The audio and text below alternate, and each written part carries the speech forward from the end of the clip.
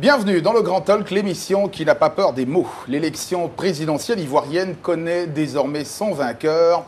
Alassane Ouattara réélu dès le premier tour avec un score sans appel de 83,66%.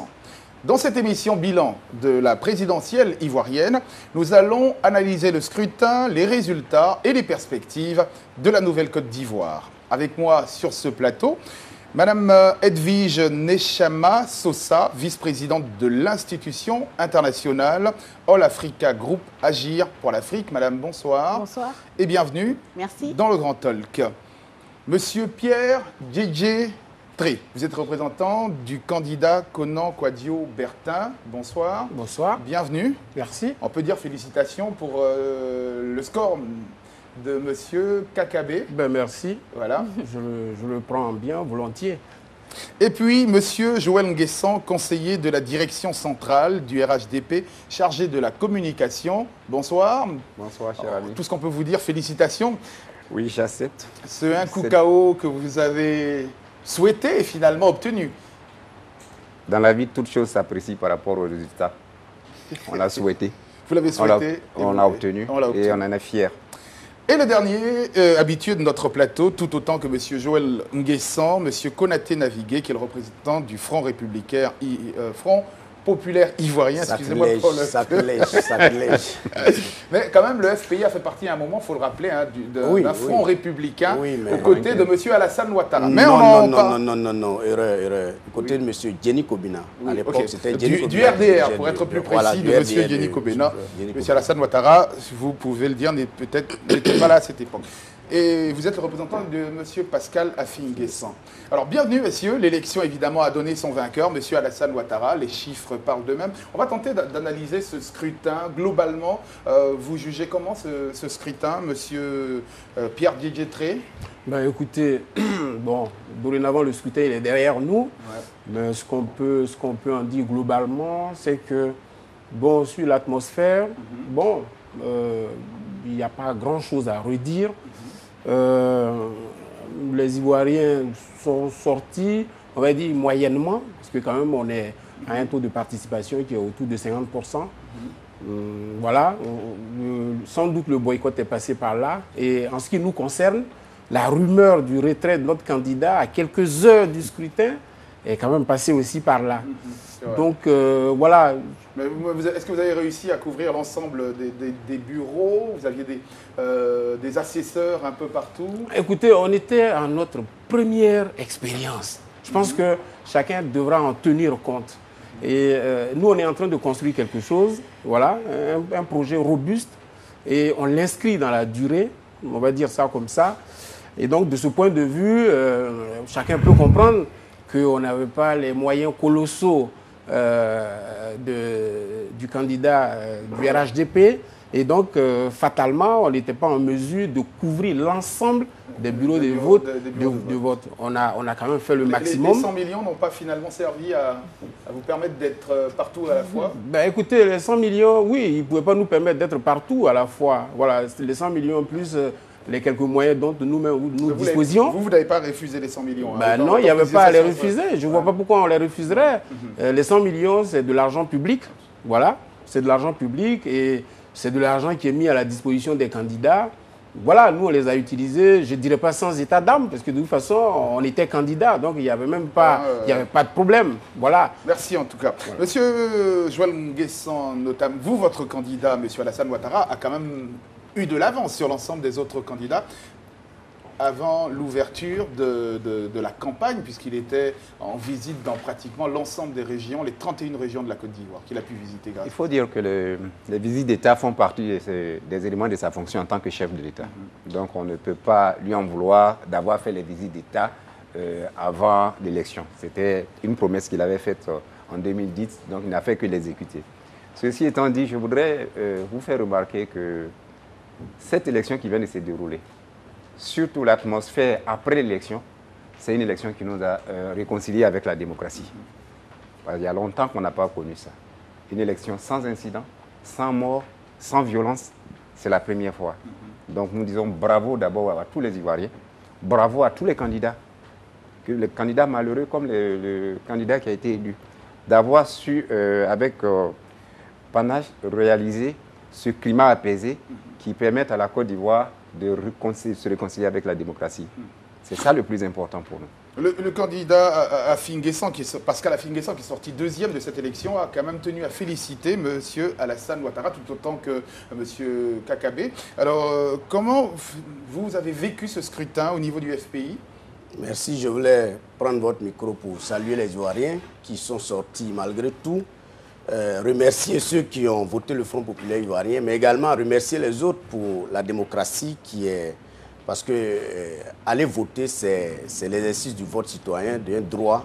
Et donc, je pense qu'il fallait féliciter les Ivoiriens. Cela dit, le président du FPI, le candidat du Front populaire ivoirien, a pris acte des élections, des résultats provisoires qui sont sortis de la commission électorale. Et le candidat Ouattara est sorti avec 83%. Nous avons constaté au Front populaire ivoirien beaucoup d'irrégularités. On reviendra sur les irrégularités et notamment sur l'analyse des scores obtenus par les candidats. Mais notamment, est-ce que vous avez au Front populaire ivoirien pu faire campagne sans embâche, sans être gêné dans quelques régions de la Côte d'Ivoire que ce soit? Oui, nous avons fait une campagne. Nous avons fait une campagne normalement. Il n'y a pas eu d'incident majeur. Mais je voulais vous dire que beaucoup se félicitent du caractère apaisé des élections. Il faut féliciter l'opposition. Parce que la paix en Côte d'Ivoire, dans un pays, dépend de l'opposition. Et quand vous êtes des responsables assez conscients des enjeux, vous évitez de provoquer la guerre. Et si c'était d'autres à notre place, je vous assure qu'aujourd'hui, on serait en train de se tirer là-dessus. Allez, on va maintenant retrouver Madame Sosa. Alors, vous êtes observatrice de cette élection qui vient de se dérouler. Quel bilan, justement, de ce scrutin? Oui, bah, écoutez, le bilan que l'on a pu tirer de ce scrutin est favorable. Est favorable dans le sens où la mission de avant, pendant et puis maintenant on est dans l'après, tout s'est bien passé. On a constaté quelques irrégularités au niveau du fonctionnement de la tablette, mais ça s'est vite transformé en, comment dirais-je, dans l'application du vote traditionnel. On est dans les irrégularités? Non, on est plus en train de faire le bilan du scrutin. Et donc, forcément mais le bilan, on reviendra tout à l'heure sur, le bilan du scrutin est positif. Hein. Les votes se sont bien déroulés. Chaque Ivoirien et chaque Ivoirienne a pu voter dans le calme, dans la sérénité, dans la sécurité surtout. Et donc, au niveau des observateurs, je pense que on ne peut pas noter de dysfonctionnement à ce niveau.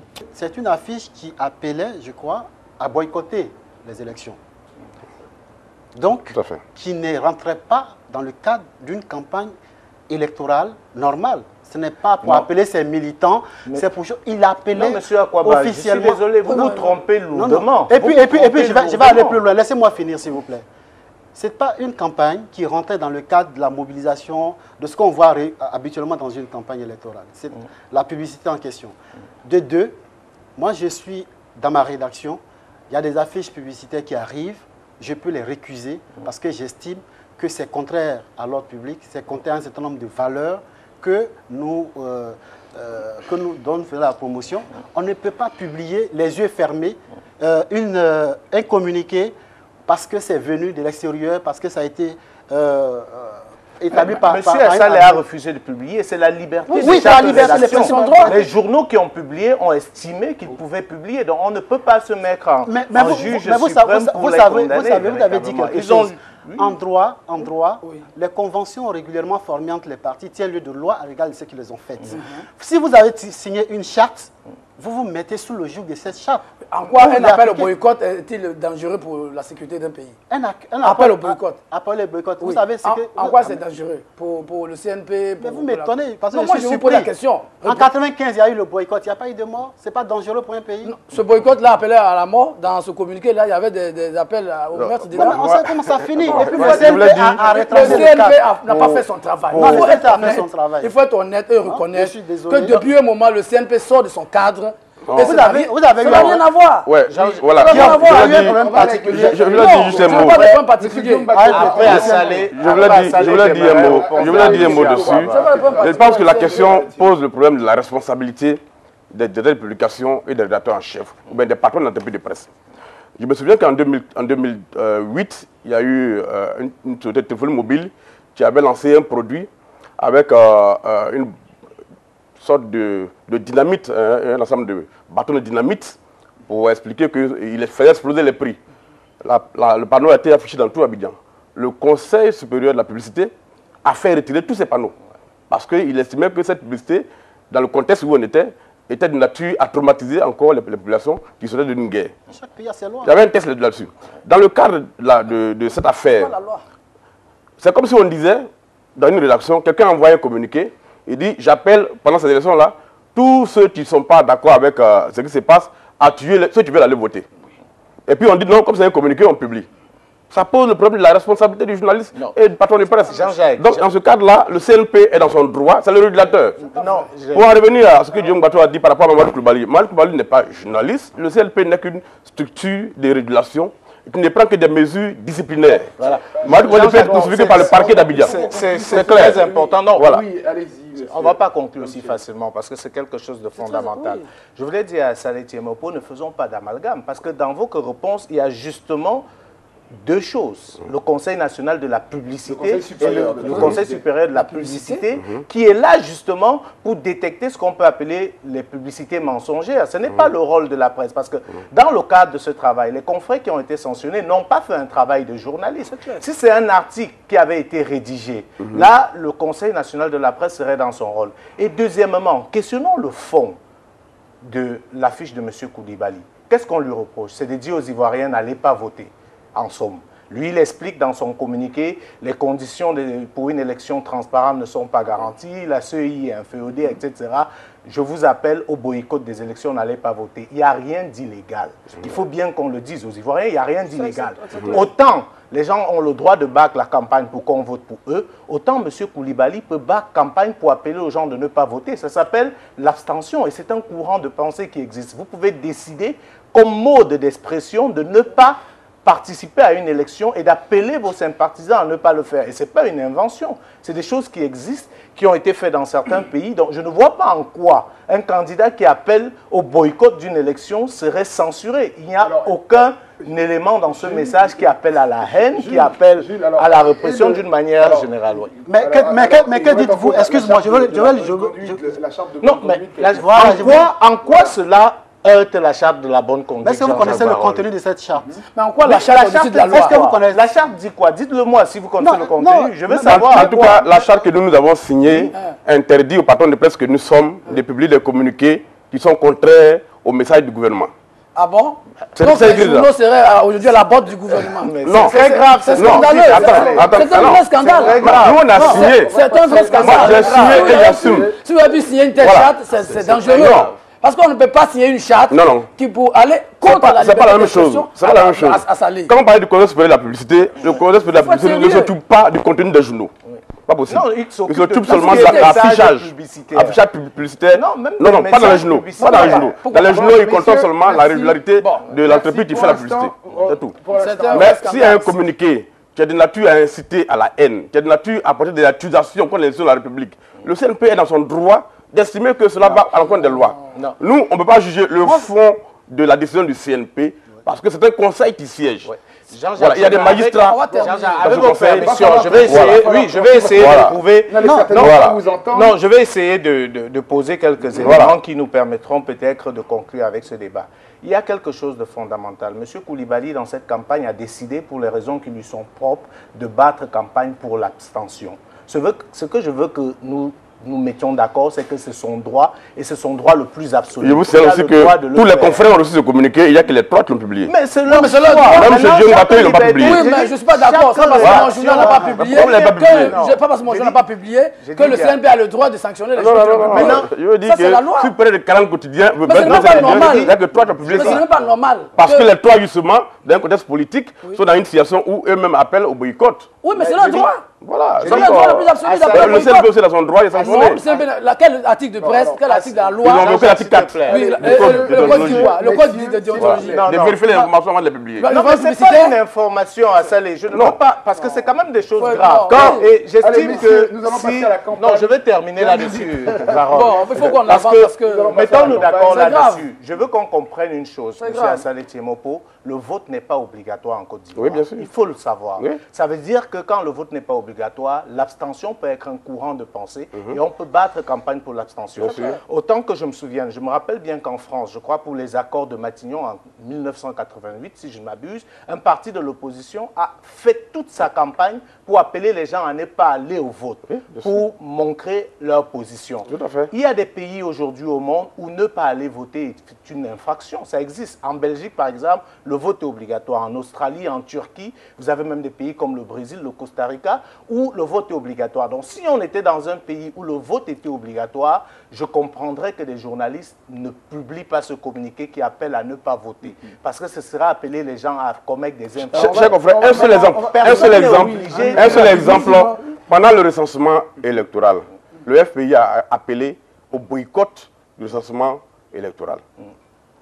C'était un communiqué qui a été publié dans toute la presse. Il n'y a eu aucune sanction. Pourquoi? Mais c'était un simple appel au boycott. Mais ils ne disent pas que la CEI est inféodée au gouvernement, que la CEI est truffée de militants du RDR, ainsi de suite. Quand tu publies ça, il faut que tu apportes les preuves si on te demande. Monsieur Kone Souri, Non, qui est le vice-président du RDR, tout le monde sait. Oui, mais Alain Debo, il est. Oui, mais on le dit qu'il y a le militant du RDR.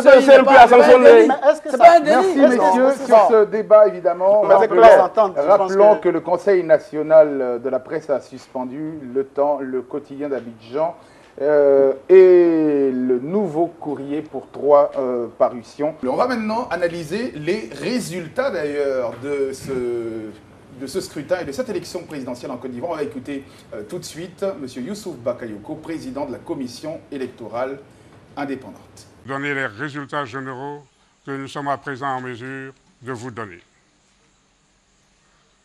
Inscrits, 6 301 189.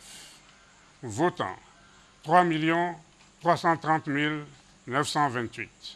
Suffrages exprimés, 3 129 742. Taux de participation, 54,63. Ont obtenu Alassane Ouattara, 2 118 229, soit 83,66%. Konan Kouadio Siméon, 22 117, soit 0,71%. Lagou Adjoa Henriette, 27 759, soit 0,89%. Affi-Niessan Pascal, 290 780, soit 9,29%. Essi Amara, 6 413, soit 0,20%. Bani Konachal, 8 667, soit 0,28%. Mamadou Koulibaly, 3 343, soit 0,11%. Kouadio Konabertin, 121 386, soit 3,88%. Kwangwa Jacqueline Claire, 12 398, soit 0,40%. Nyamro Kakou, 18 650, soit 0,60%. Voilà, retour sur ce plateau évidemment pour analyser les résultats provisoires globaux donnés par la commission électorale indépendante en Côte d'Ivoire. Alors, première analyse, évidemment, on va essayer. Monsieur Joël Nguessan, quelle analyse faites-vous justement de ces résultats? Je pense que le résultat, du moins ces résultats reflètent la confiance que les Ivoiriens placent en M. Alassane Ouattara. Ça fait 4 ans qu'il est président destiné de la Côte d'Ivoire. Et si les Ivoiriens l'ont plébiscité, c'est parce qu'ils savent qu'il est capable de continuer l'excellent travail qu'il a effectué depuis son élection en 2010. C'est le seul commentaire qu'on puisse faire. Parce qu'avoir 83%, c'est parce que les Ivoiriens se sont dit qu'il n'y avait pas d'autre alternative, il n'y avait pas d'autre moyen de faire que de laisser la chance au président Alassane Ouattara de continuer l'excellent travail qu'il a eu à faire. Pierre Didier? Oui, alors moi le premier constat que je ferais, c'est sur le taux de participation. En fait, ce qu'on constate, c'est que ce taux de participation jure quand même avec les taux qu'on a l'habitude d'observer dans les élections présidentielles en Afrique. Donc, on a un taux très bas. On aurait été à 70, voire 80%. Voilà. Il n'y aurait pas eu, voilà, il n'y aurait pas vraiment... C'est quand même des taux que vous observez dans les grandes démocraties. Oui, bien entendu. En France, vous ne faites pas, à part quand M. Le Pen s'était présenté, qu'on a eu un fort taux de participation, mais c'est quand même sensiblement des taux de participation. Non, mais c'est pour dire que quand même, voilà, quelque part, on va dire... Vous faites une comparaison avec 2010 exactement. Oui, bien entendu, bien entendu. Et pourquoi pas par rapport à 2000? Le taux de participation de l'élection présidentielle en Côte d'Ivoire en 2000, c'était 36%. Oui, je fais la référence, voilà, j'établis la référence par rapport à ce qui s'est passé en 2010. Voilà. Et ce qui se passe aussi un peu partout, on va dire en Afrique. Cela dit, bon, ce n'est pas un problème. Voilà, en soi, ce n'est pas un problème. Parce que le taux de participation, on peut en faire de longs débats. Voilà, parce que c'est une question de légitimité, etc. Mais cela dit, comme à partir du moment où, dans notre pays, il n'y a pas, dans la loi électorale, une disposition qui mentionnerait que le taux de participation, à partir d'une certaine barre, rendrait, on va dire, l'élection caduque, bon, nous, on ne considère pas qu'il y avait matière à avoir un long débat là-dessus. C'est d'ailleurs l'une des raisons pour lesquelles on a préféré, en tout cas le candidat KKB, a préféré anticiper les choses et féliciter le candidat élu voilà, bien avant tout le monde. Maintenant, autre élément, bon, donc là j'ai parlé du taux de participation, mais en tout cas, nous, en ce qui concerne notre candidat, bon, on a quand même été aussi victime, on va dire ça comme ça, victime de cette rumeur mais folle qui s'est emparée de tout le pays à quelques heures, seulement à quelques heures du scrutin.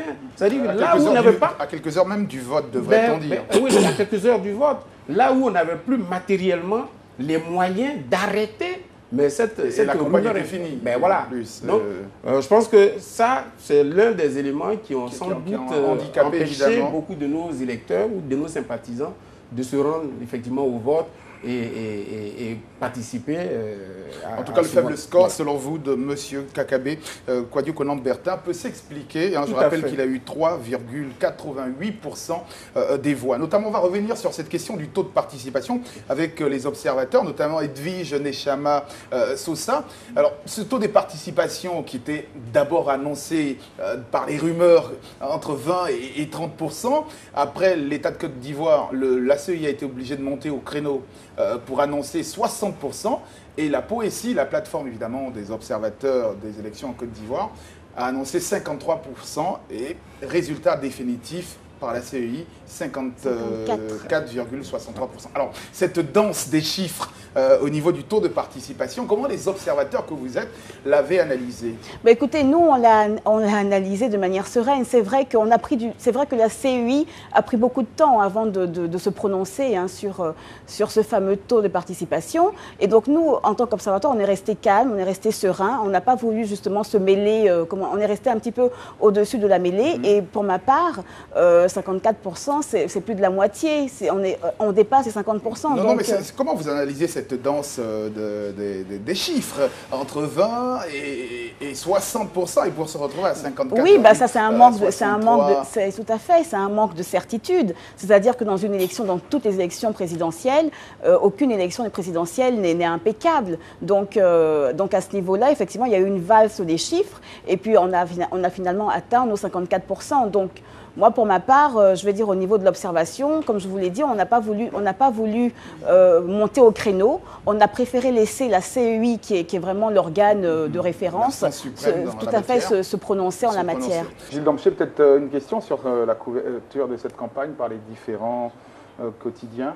Donc je crois que c'est connu, hein. C'est une couverture assez classique de la presse ivoirienne et je pense que mes deux confrères ou bien mes trois confrères sur le plateau sont assez honnêtes intellectuellement pour reconnaître que les institutions de presse dans lesquelles ils travaillent ont déjà des colorations et justement la campagne va être couverte en fonction des sensibilités et aussi de la ligne éditoriale. Parce qu'il y a un procès qui est souvent fait à la presse ivoirienne d'être une presse partisane. C'est pas faux, mais je veux dire, c'est pas un drame non plus. C'est pas typique. Voilà, il faut qu'on arrête d'exagérer un peu avec. On connaît très bien dans d'autres pays quelle est la coloration d'un certain nombre de titres. Tout ce qu'on demande aux journalistes dans le traitement de l'information, c'est d'être équilibré autant que faire se peut. Et pour terminer sur la polémique qui nous a un peu animés au début, je voudrais vraiment pas qu'on banalise ça parce que c'est quelque chose d'essentiel. Et je voudrais vraiment que Assal et que M. Akwaba, qui sont des journalistes, s'offusquent contre ce genre de choses, parce que ça reste à bien des égards un abus. Qui devait sanctionner dans ce cas? Était-ce le Conseil supérieur de la publicité ou le Conseil national de la presse? Non, parce que c'est quand même une affiche. Il n'y a pas de débat à ce niveau. Je pense qu'il n'y a pas de débat. Non, on s'est offusqué. À ce niveau-là, on a dit qu'on regrettait ce genre de situation. Mais voici. Ça ressemble à un regret du bout des lèvres. Non, passons. Je ne voulais pas qu'on revienne là-dessus. Je voulais juste qu'on soit clair. Parce que dans ce genre de choses, je pense que l'une des choses qui va aider la Côte d'Ivoire dans son processus de réconciliation, ça doit être la presse. Et la presse de qualité, la presse qui n'est pas censurée. Parce que si aujourd'hui, avant d'aller aux élections, on fait en sorte que la presse prend un certain nombre d'engagements, c'est un engagement qui peut être correct si cela reste dans le cadre de la responsabilité et de l'expression de la liberté, non dans le sens de restreindre. Je dis un mot dessus, pour vous donner un exemple. Il n'y a pas un journal en Côte d'Ivoire qui est plus critique à l'égard de ce régime que l'éléphant déchaîné. Mais en 4 ans, nous n'avons jamais subi des sanctions du CNP. Aucune sanction. Ça dépend de la façon dont on traite l'information. Il y a insulter et puis faire de l'information. Non, je dis dans ce cas, Salé, ce que je veux dire dans ce cas, ce n'est pas de l'information. Ne faisons pas d'amalgame. C'est comme si le Conseil de la publicité se tient maintenant et décide d'enlever tous les affiches d'AFI parce qu'il estime que le message qu'AFI envoie est mensonger. Il serait dans son rôle. On est dans un contexte de campagne électorale. Monsieur Koulibaly conçoit un message qu'il voulait faire publier dans tous les journaux, y compris Fraternité Matin, qui, pour des raisons qu'on peut imaginer, a refusé. Ce n'est pas un travail de journaliste qui a été fait. C'est ça le problème. Ce n'est pas un article qui a été rédigé. C'est un message qui a été conçu par un candidat avec ses arguments à lui. C'est comme si, par exemple, si monsieur... comment jugez-vous le refus de Fraternité Matin de publier une telle information? Mais c'est un peu comme la RTI qui refuse aussi de recevoir M. Koulibaly, ce qui est une autre incongruité. Oui. Allez, on va vous savez que si le CNP ne réagit pas, le procureur de la République peut interpeller le directeur de publication qui publie une telle communiqué. Mais dans ce cas, laissez le procureur le faire. Merci. Tu as dit qu'il ne le fera pas. On va marquer une pause et on revient juste après ça. A tout de suite. Vox Africa se rapproche de vous. Dès le 21 juillet, retrouvez Vox Africa sur CanalSat, canal 33 en Afrique.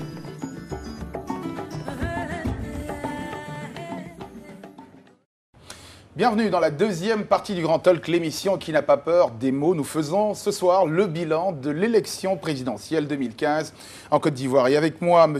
Konaté Navigué, représentant du Front populaire ivoirien et du candidat Pascal Affi N'Guessan. Madame Edwige Nechama Sosa, vous êtes vice-présidente de l'institution internationale All Africa, groupe Agir pour l'Afrique.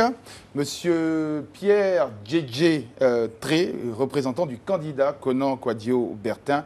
Et enfin, Monsieur Joël N'Guessan, vous êtes conseiller de la direction centrale du RHDP et chargé de la communication.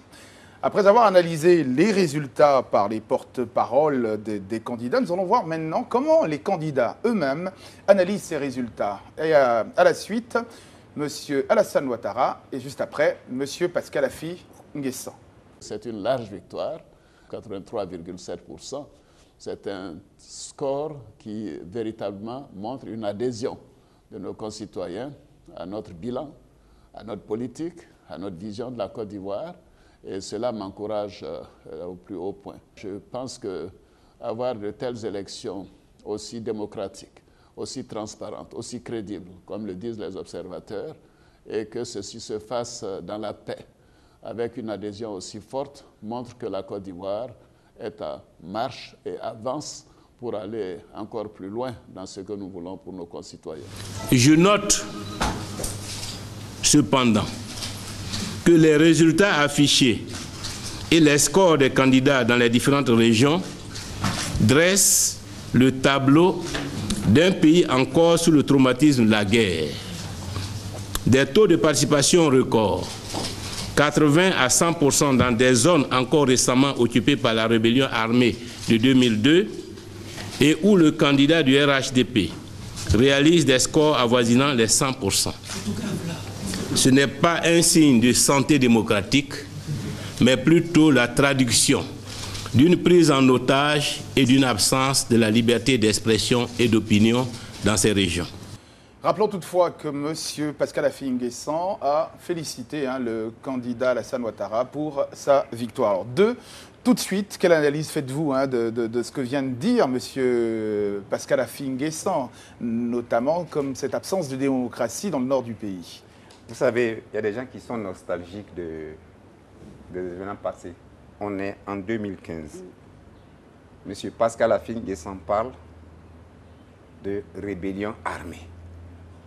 Je me dis quelque part qu'on a oublié que la parenthèse honteuse que nous avons connue pendant plus de 10 ans dans ce pays est dépassée.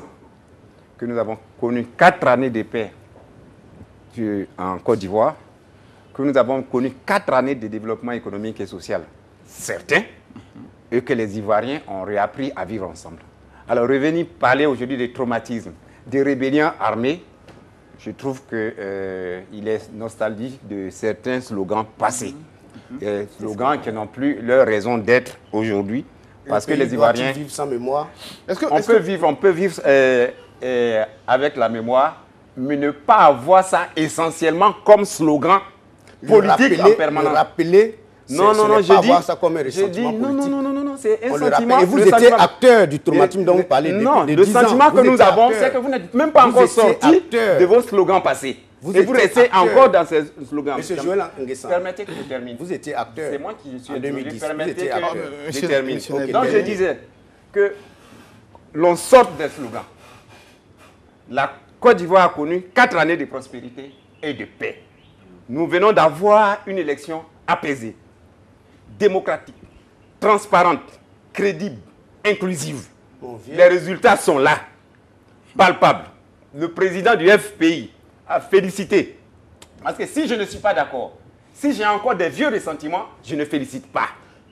Il a félicité, il a téléphoné. Non, laissez-moi terminer. On va laisser terminer. Vous aurez le temps, monsieur, de pouvoir vous exprimer sur ce sujet. Je dis bravo à Affi-N'Guessan parce que tu es un bon perdant. Maintenant, si sur le plateau, vous estimez que ce qu'il a dit, ce n'est pas normal, et que vous voulez prendre le contre-pied de celui qui vous a mandaté pour être ici, c'est votre droit. Cela montre un peu les dysfonctionnements internes à votre propre parti, dysfonctionnements qui ont abouti même à ce qu'une partie du FPI appelle au boycott, pendant que l'autre dit nous, on ne boycotte pas. On préfère avoir de la contradiction dans les partis. C'est pour dire que quelque part, il faut que les gens sortent des vieux slogans. La Côte d'Ivoire est lancée sur le chemin de la démocratie. Cette élection apaisée nous a permis de connaître la paix. Et je vais vous faire remarquer quelque chose qui est fondamental. Depuis l'irruption du FPI, sur la scène politique ivoirienne, 90, élection troublée, avec des morts. 95, appel du FPI au boycott, des morts. 2000, le FPI était présent, et des charniers de Yopougon. 2010, plus grave, nous avons assisté à chose. Mais pour une fois où les violents du FPI ne sont pas sur la scène politique, les choses sont bien passées. Ça, on vous le fait remarquer. Monsieur Joël N'Guessan. Et c'est pour ça qu'on félicite d'avoir remercié le président Alassane Ouattara. Est-ce que ça veut dire que vous n'avez même pas lu la déclaration du président Affi-N'Guessan et vous ne pouvez pas prendre un seul mot pour déduire? Monsieur Affi-N'Guessan a pris acte parce qu'il a constaté les résultats de la commission électorale. Mais c'est bon qu'il ait pris. S'il vous plaît, est-ce que je peux parler? Quand il a pris le développement qu'il vient de faire tout à l'heure, en montrant, est-ce que je peux parler? Non, vous l'avez pas encore dit. Mais ce n'est pas vous qui distribuez la parole. Monsieur Navigué, vous avez fini de parler. Je vous ai pas dit que j'avais Vous avez fini de parler, monsieur. Le débat est ouvert, le débat est ouvert. Allez, Je n'ai fait que démontrer Monsieur Si le débat est ouvert... Monsieur Jean Nguessan, vous avez parlé. Monsieur Jean Nguessan, est-ce que vous avez fini votre Écoutez, pour une fois, on a des élections apaisées, sans les violents en politique dans notre pays, et qu'un perdant reconnaît sa défaite et tous les perdants ont reconnu leur défaite, franchement, on doit se féliciter. Non, mais monsieur... C'est ça le plus important. Franchement, oui, après, vous jouez bien votre rôle de porte-parole du RDR. Vous êtes maintenant plus RDR que M. Ouattara. Je voulais dire que je préfère les contradictions internes au Front populaire ivoirien que par exemple M. Joël Nguessan qui passe d'un parti à un autre chaque fois qu'il y a des élections. Vous étiez... J'arrive. La rengaine n'est pas vieille. La rengaine n'est pas vieille. J'arrive. S'il vous plaît. Est-ce que ça va être le débat? Est-ce que c'est ça le débat? Le traumatisme. Est-ce que c'est ça le débat que les Ivoiriens attendent? Est-ce que c'est un résumé? Est-ce que c'est ça le débat que les gens parlent des perspectives? Moi, chaque fois qu'on vous dit ça, je suis fâché. Moi, chaque fois qu'on vous dit ça, Monsieur Joël Nguessan. S'il n'y a pas de débat, allez, on va. Mais j'ai la parole. S'il vous plaît, messieurs, sur ce rappelons. Merci. Nous rappelons la rébellion à Arlé. Nous rappelons les options passées. Bon, allez, on marque une pause et on revient juste après. Assumez votre passé. Mais j'assume. Barao Africa, bonjour l'Afrique, je suis Fanny Wegscheider. Et moi je suis Adje Kwaku et j'espère que vous allez vous régaler au maximum.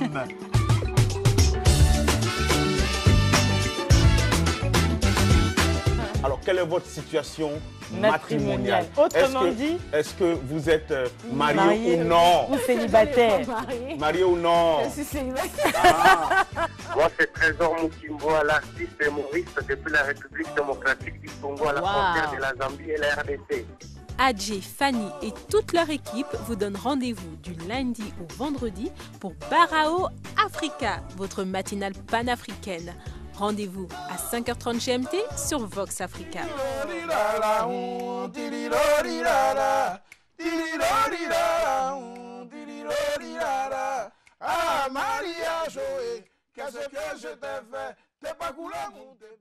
Allez, c'est assez chaud sur ce plateau, mais on va quand même passer à un autre sujet, notamment les perspectives. On ne parlera pas du passé, évidemment.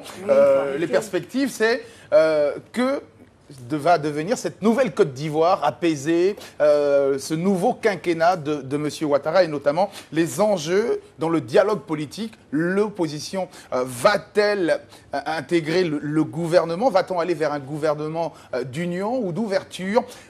Quel est justement l'avis de M.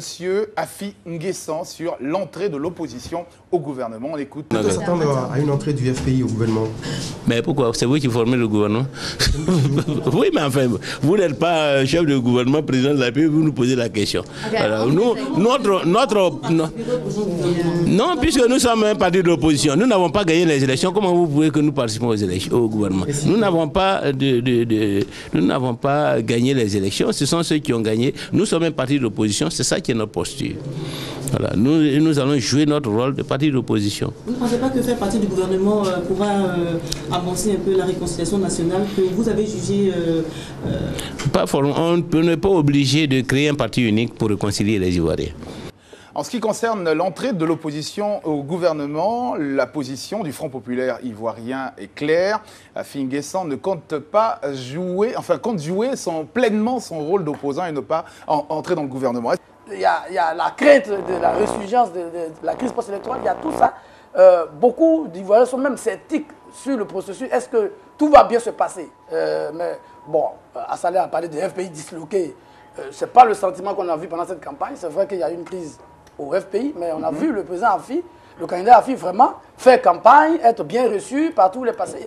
Et la dernière sortie à Korogo qui a surpris plus d'un, parce que quand même Korogo c'est le fief du RDS, c'est le fief de Amadou Gon Coulibaly qui est maire depuis plusieurs années. Mais l'accueil qui a été fait à FI là-bas montre que le FPI est présent. Et je pense que c'est dommage. On aurait aimé plus d'entrain, plus d'animation. Voilà. Oui, je pense que ce que mes confrères ont dit